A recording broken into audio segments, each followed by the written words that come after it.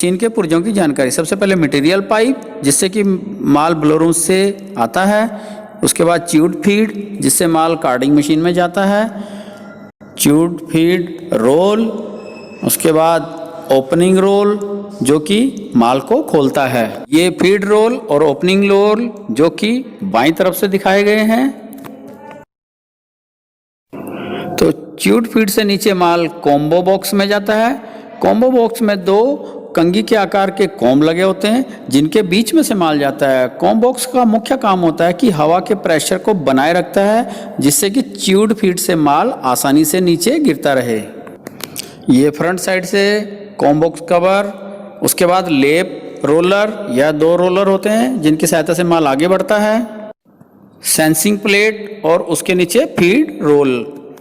इसके बाद माल लिक्रीन में जाता है, या 3 लिक्रीन लगे होते हैं। इनका मुख्य काम होता है जो ब्लोरूम से बची हुई गंदगी जैसे बीज आदि के टुकड़े, बिनोले, इन सब को दूर करना। यह 3 लिक्रीन जैसे कि आप देख सकते हो, लिक्रीन 1 जिसके कि नीचे से माल जाता है, 2 नंबर लिक्रीन के ऊपर से और 3 नंबर लिक्रीन के नीचे से। इन तीनों लिक्रीन में फ़र्क ये होता है कि इनके जो वायर का डिस्टेंस होता है, 1 नंबर में थोड़ा ज़्यादा है, 2 नंबर में थोड़ा कम होता है और 3 नंबर में और पास पास होता है, तो जिससे कि रेसे आगे जाके और ज़्यादा अलग अलग हो जाते हैं। तो इस तरीके से माल जैसे जैसे आगे बढ़ता जाएगा, वायर के बीच जो डिस्टेंस है वो कम होता जाएगा।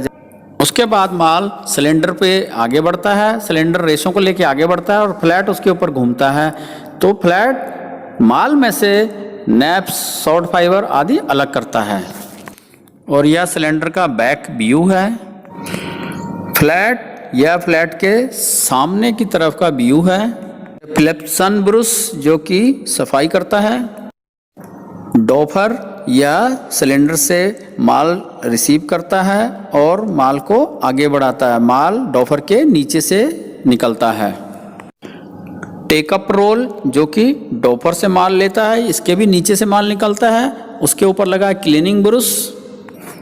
यह ब्रूस टेकअप रोल की सफाई रखता है।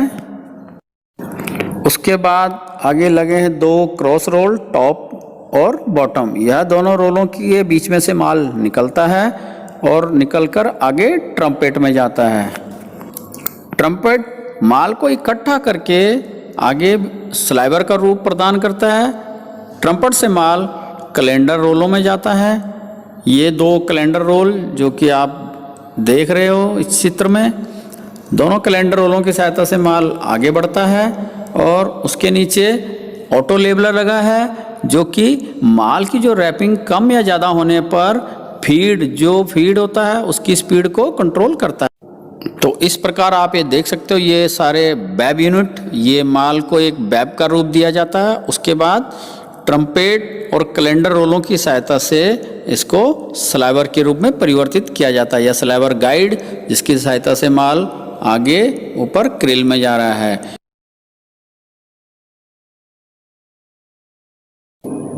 उसके बाद क्रिल गाइड जिसकी सहायता से माल आगे बढ़ता है।